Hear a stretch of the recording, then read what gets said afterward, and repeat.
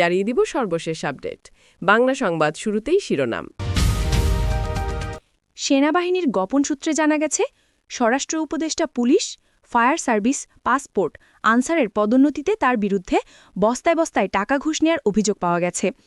স্বরাষ্ট্র উপদেষ্টার ঢাকার বাড়িতে তল্লাশি করে ৯২০ কোটি টাকা উদ্ধার করল সেনাবাহিনী সদস্যরা। স্বরাষ্ট্রমন্ত্রী আলের বাসায় তল্লাশি চালিয়েছে যৌথ বাহিনী।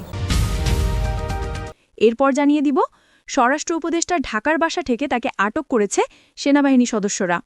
স্বরাষ্ট্র উপদেষ্টা আটকের পর ড ইউনুস বলেছেন, দুর্নীতিতে কাউকে ছাড় দেওয়া হবে না। স্বরাষ্ট্র উপদেষ্টা লেফটেন্যান্ট জেনারেল মোহাম্মদ জাহাঙ্গীর আলম চৌধুরীকে বহিষ্কার করা হয়েছে।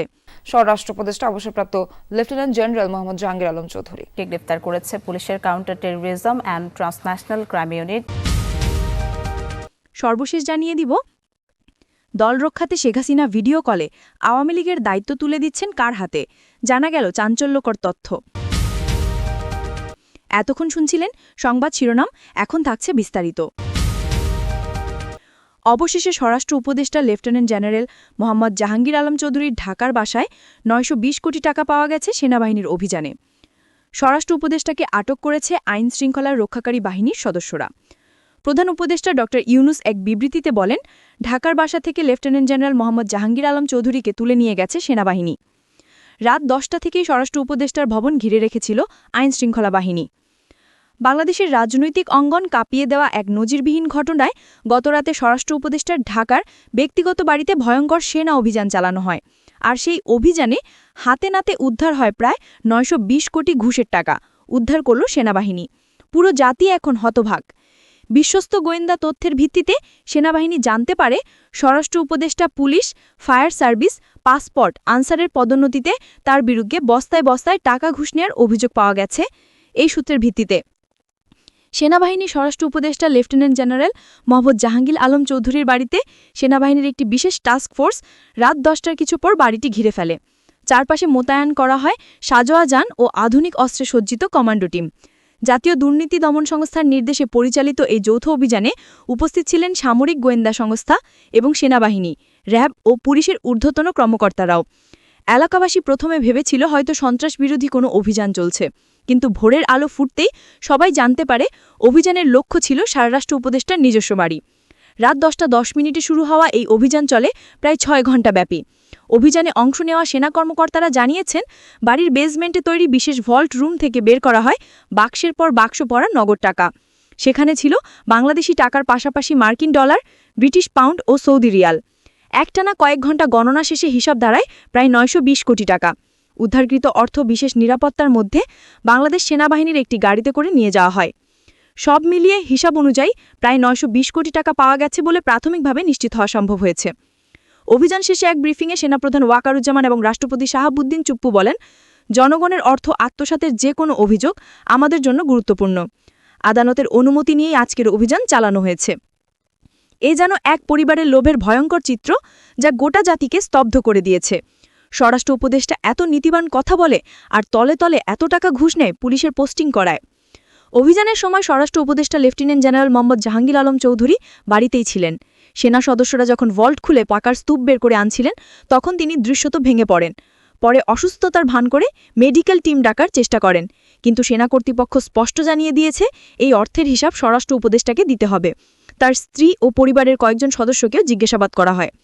তবে সরকারের পক্ষ থেকে জানানো হয়েছে, এই অভিযান সম্পূর্ণ নিরপেক্ষ এবং বিচারিক প্রক্রিয়ার অধীনে অনুমোদিত। প্রধানমন্ত্রী কার্যালয়ের মুখপাত্র এক বিবৃতিতে বলেন, কেউই আইনের ঊর্ধ্বে নয়। দুর্নীতির বিরুদ্ধে আমাদের জিরো টলারেন্স নীতির আওতায় যে কোনো ব্যক্তি যেই হোক তদন্তের মুখোমুখি হতে হবে। সামাজিক যোগাযোগ মাধ্যমে আর সেই প্রভাব সাধারণ মানুষের মধ্যে ছড়িয়ে পড়তে শুরু করেছে। ঠিক রাতের সময় আনুষ্ঠানিকভাবে ঘোষণা আসে, স্বরাষ্ট্র উপদেষ্টা লেফটেন্যান্ট জেনারেল মোহাম্মদ জাহাঙ্গীর আলম চৌধুরীকে স্বরাষ্ট্র উপদেষ্টা পদ থেকে বহিষ্কার করা হলো। এই ঘোষণা দেওয়ার সঙ্গে সঙ্গে আওয়ামী লীগের নেতাকর্মীরা চাঙ্গা হয়ে উঠেছে। শেখ হাসিনা বার্তা দিলেন, আপনারা যে যেখানে আছেন, যার কাছে যা আছে তাই নিয়ে বাংলাদেশ থেকে উপদেষ্টাদের তাড়িয়ে দিন। আওয়ামী লীগ সরকার ছাড়া দেশ চালাতে পারবে না। ঢাকার প্রতিটি স্থানে আগুন জ্বালিয়ে হরতাল শুরু হয়ে গেছে আওয়ামী লীগের। অন্যদিকে সবার মুখে একটাই কথা, শেখ হাসিনা সরকার বারবার দরকার, আর জয় বাংলা বলে উপদেষ্টাদের উপর হামলা। সরকার পালাবার সময় হয়ে গেছে। শেখ হাসিনা দেশে আসবেই ইনশাল্লাহ। সবার মুখে দেশকে বাঁচাতে হলে শেখ হাসিনার দরকার। আওয়ামী লীগের নেতাকর্মীরা জয় বাংলা বলে স্লোগান দিচ্ছে, পুলিশ রাস্তার পাশে গাড়ি দাঁড় করে দেখছে, আওয়ামী লীগের তাণ্ডব এবং উপদেষ্টাদের বাসভবনে হামলা করছে নেতাকর্মীরা। পুলিশ র্যাব সেনাবাহিনী চায় আওয়ামী লীগ আবার ক্ষমতায় আসুক। স্বরাষ্ট্র উপদেষ্টার লেফটেন্যান্ট জেনারেল মোহাম্মদ জাহাঙ্গীর আলম চৌধুরীর কারণে দেশ অচল হয়ে পড়েছে, দেশে আবার জ্বালাও পোড়াও শুরু হয়ে গেছে। রাজনৈতিক বিশ্লেষকরা মনে করছেন এই অভিযান দেশের রাজনীতিতে নতুন উত্তাপ ছড়াবে।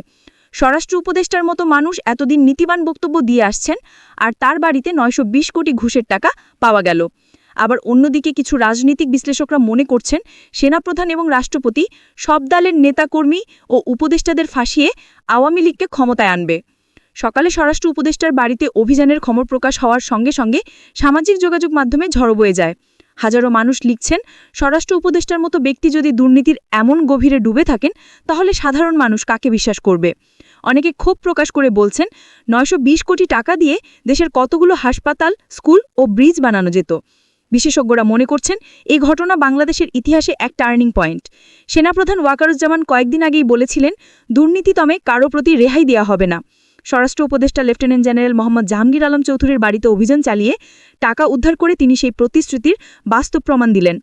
বিএনপি মহাসচিব বলেছেন, স্বরাষ্ট্র উপদেষ্টার আসনে বসে যে ব্যক্তি দুর্নীতির পাহাড় বানিয়েছেন তিনি রাষ্ট্রদ্রোহী ছাড়া আর কিছু না। এনসিবির পক্ষ থেকেও কঠোর প্রতিক্রিয়া এসেছে। স্বরাষ্ট্র উপদেষ্টা লেফটেন্যান্ট জেনারেল মোহাম্মদ জাহাঙ্গীর আলম চৌধুরী আপাতত গৃহবন্দী আছেন। তবে তার বিরুদ্ধে আনুষ্ঠানিক মামলা হবে কিনা সেটাই এখন দেশের সবচেয়ে আলোচিত প্রশ্ন। সেনা সূত্র বলছে, উদ্ধার হওয়া অর্থের উৎস এবং কোথায় পাঠানো হচ্ছিল তারও খোঁজ চলছে। সাধারণ মানুষের কণ্ঠে এখন একটাই সুর, দ্রুত বিচার চাই। তারা মনে করছে শুধু অর্থ উদ্ধারে থেমে চললে হবে না, এই ঘটনার সঙ্গে জড়িত সব ব্যক্তি ও গোষ্ঠীকে আইনের আওতায় আনতে হবে। বাংলাদেশের রাজনৈতিক ইতিহাসে এটা নিঃসন্দেহে এক কালো অধ্যায়।